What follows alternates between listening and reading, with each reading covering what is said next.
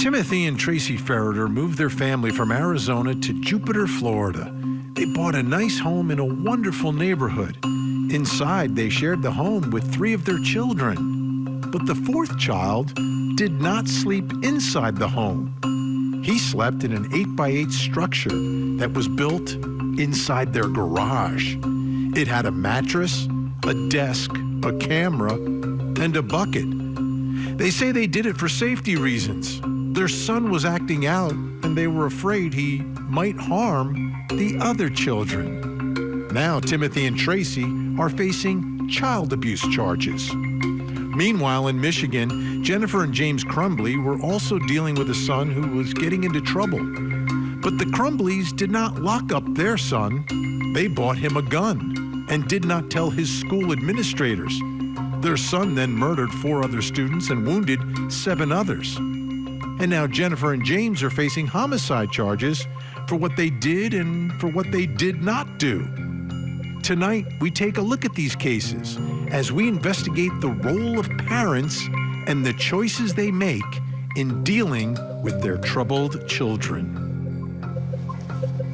Let's bring in our expert on Los Angeles, California, forensic psychiatrist, trial expert, witness, and columnist, Dr. Carole Lieberman.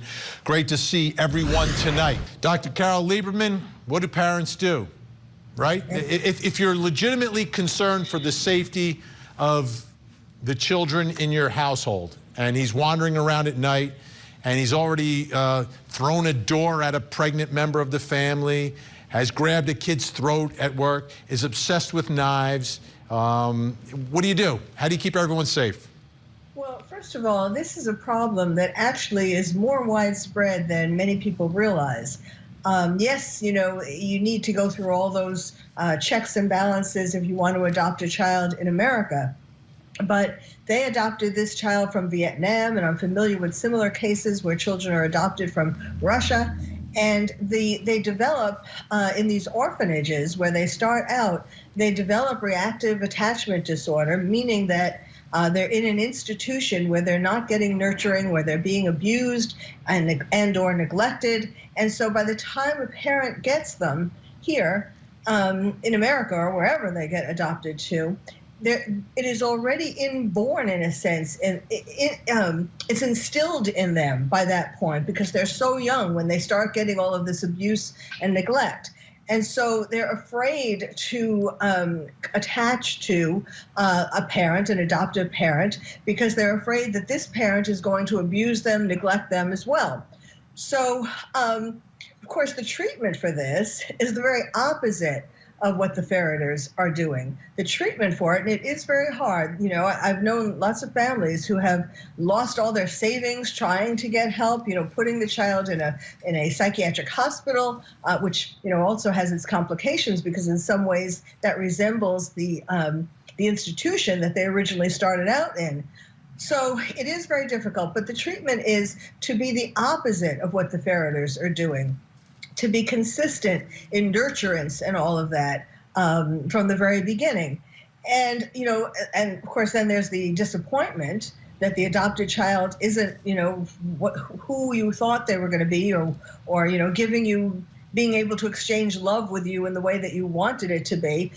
So then there's some anger that builds up. Now, you know, I was feeling a little more sympathetic towards them until I heard some of these conversations that they've been playing, you know, the camera in the room, in the box, where the father really does sound sadistic.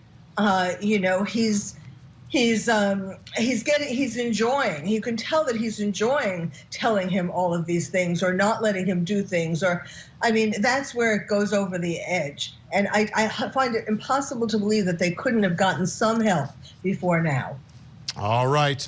Dr. Carole Lieberman, I want to talk about the Oxford school shooter parents who, after the shooting was over and the alerts were sent out to parents, Jennifer knew something was up. She started screaming, told her husband to go check for the gun, and sends a text to her son saying, "Don't do it."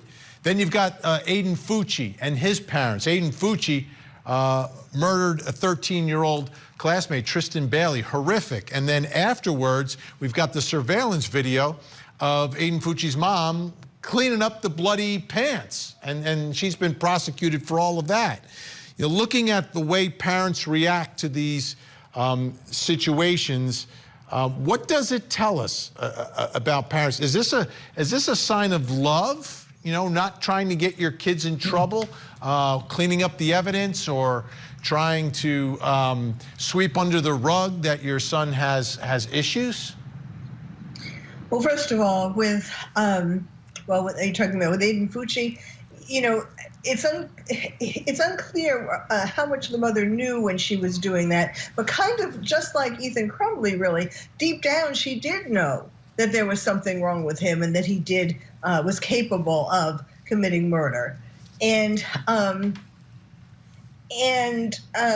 know, the Crumbleys, I just want to say that is it's about time that parents are punished criminally for what their children do, like particularly school shooters. And this is a great case for them to set a precedent, because there are so many years, so many instances, so much evidence of what they've done to him all his life, from leaving him alone in the house without a phone and going away and drinking and going to their horses and just totally ignoring him, to not taking him that day when they were told to take him to a psychiatrist or to a hospital. They didn't do it. They left him. I mean, there are so many things that form a list that really, I think that case is going to finally going to be one where it sets a precedent, which is there are so many school shooters where there are parents who have been responsible, maybe not with such a long list of things that they did wrong, but if more parents were held responsible, there would be fewer school shooters.